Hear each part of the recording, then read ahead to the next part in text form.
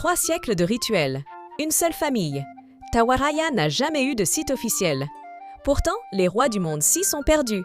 À Kyoto, une porte en bois sombre, à la loupe aujourd'hui, l'adresse que l'on garde pour soi. Le jardin de mousse, le kazeki en chambre, le tatami centenaire et surtout, le bain en hinoki, qui mérite à lui seul le voyage. Vaut-il son prix? On passe tout au crible, ensemble.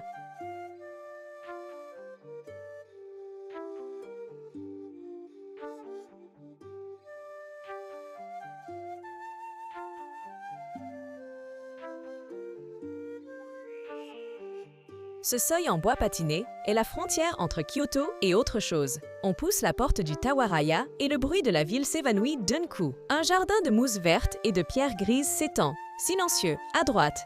Pas de hall tapageur, juste la lumière rasante sur les lattes du plancher. La Nakai s'incline avant que l'on ait posé ses bagages. Précis, attendu, juste. Le jardin change selon la saison. En mai, la mousse absorbe la pluie fine. C'est ce premier souffle qui distingue le Tawaraya. Pas d'effet spectaculaire. L'effet vient après. Lentement, le détail qui change tout. On est déjà ailleurs.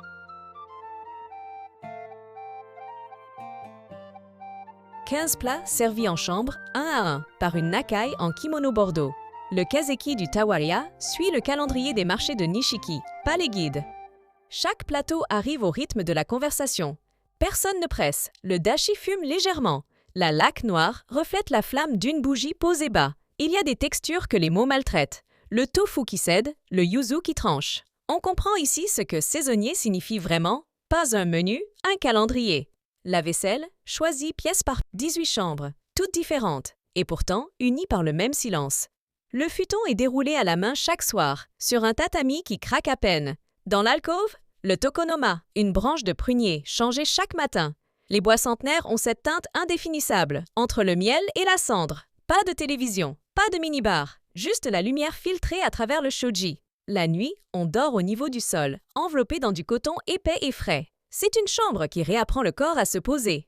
Le rituel maison comme la réservation se fait par email ou via un concierge d'hôtel japonais. Prévoyez 6 mois à l'avance. Le Tawaraya préfère les réservations par courrier. Le tarif oscille entre 100 € et 200 € yens la nuit, selon la chambre et la saison. Optez pour la formule Ippaku Nishoku, une nuit, 2 repas inclus. Le quartier Nakagyoku est à 20 minan à pied du marché Nishiki. À la loupe, réservé en novembre pour les érables rouges. Le Tawaraya est niché dans Nakagyoku, à quelques ruelles du marché Nishiki. 18 chambres seulement, entre 100 € et 200 € yens la nuit par personne. Chaque séjour inclut le petit déjeuner japonais traditionnel.